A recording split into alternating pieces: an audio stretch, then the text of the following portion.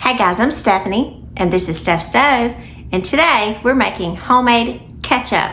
Now, ketchup is probably one of the #1 most favorite condiments that most people absolutely love. So today I'm going to show you how to make it homemade, just as good or even better than store-bought. So here we go. Let's get ready and make our wonderful homemade ketchup. Here we go. Okay, as we prepare for our homemade ketchup, you're going to need kind of a medium small size saucepan for this. Now I'm going to start these out with tomato paste. Now these tomato paste, it says filled to can within 5 hours, and they're just tomato pulp and citric acid, which is just to preserve the color of it and to keep it fresh. So pretty good ingredients there. Now, some people may argue about citric acid, but again, it's a preservative. So let's get this opened. So we need 2 cans of the tomato paste. Get all that little thing out. And tomato paste, usually when you're using it in recipes, I know it comes in these tiny little cans. A lot of times we say we don't use all of it. So if you have tomato paste for other recipes that you use, you can kind of scoop it out on wax paper, what's remaining, and freeze it. Kind of like 1 tablespoon increments or so forth. Makes it nice, because a lot of times you go in and you say, well, I've used just a little bit and I don't know what to do with the rest. Just a little tip there. Love this can opener because it cuts below the rim, so there's no sharp edges. Love it, love it, love it. It's got a little tooth on the side that picks up the lid too. Nice. All right, get all that tomato paste out. All right, our pretty tomato paste. So now we need to add some things to it. We do need a little sweetener to it, so I'm going to add some maple syrup to it. And luckily, when I was getting ready to do this, I didn't have a lot of maple syrup, and I probably have the exact amount that I need, very close to it. 1/4 of a cup.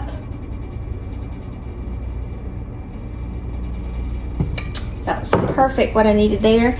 Then the next thing that we're going to add to this is 1/2 of a cup of apple cider vinegar. And you can just dump all of these ingredients in until we get ready to start cooking it. Then you're going to need 1/4 of a cup of regular, just plain old water. Then we need some little seasonings in here. So I went ahead and measured out. This is 1/2 of a teaspoon of sea salt. Then I have 1/4 of a teaspoon of onion powder and 1/4 of a teaspoon of garlic powder. Get all of those out. We're going to turn our stove on to medium-high. You're going to have to be careful with this. So we want to blend all these ingredients together. I'm going to transition to a whisk. It's kind of simple because you think, well, there's not really that much to ketchup. There's not. And you can make it, most of these are pantry staples that you already have. So we're going to whisk this together.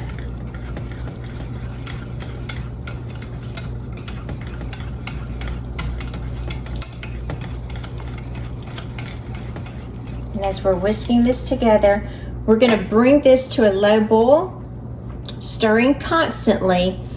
And then we're going to bring it down to a simmer. So let me continue working this, and we're going to bring it to a low boil, and we'll be right back. All right, we've got we're fixing to have a little boil. We've got some little puffing coming up here. I don't know if you just saw that one, a little steam escaping. Keep whisking. Let's see, it'll come up again. Can you see it right? Oh, it's like a poof, little poof. So I'm going to turn my stove down to low, and we're going to allow this to continue to stir, and stir often. And we are going to allow this to simmer. I'm going to set my timer for 10 minutes. And again, you're going to be stirring often during this 10-minute simmer phase. So, see you back in 10 minutes. All right, our 10-minute simmer time has ended. I'm going to turn my stove off, and you can see it's a pretty thick, nice ketchup here. Now, I would suggest at this point, I'm going to use my spatula here, taste it. I'm going to get a little piece. Got a rich tomato flavor to it. Super good. Now, it is a little thicker. If you want to thin it just a little bit, then I would just take about a teaspoon, maybe 2, of water and thin it, work it in just a little bit more.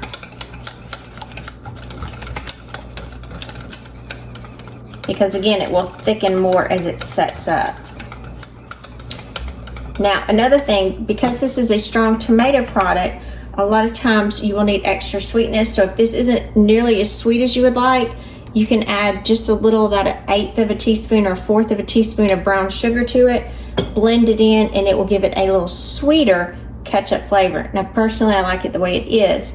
So we're gonna let this cool, because it does need to cool for several minutes. Our ketchup has been cooling for about 10 minutes now, and you can see it looks very nice. It's set up really nicely. I'm gonna give it a stir.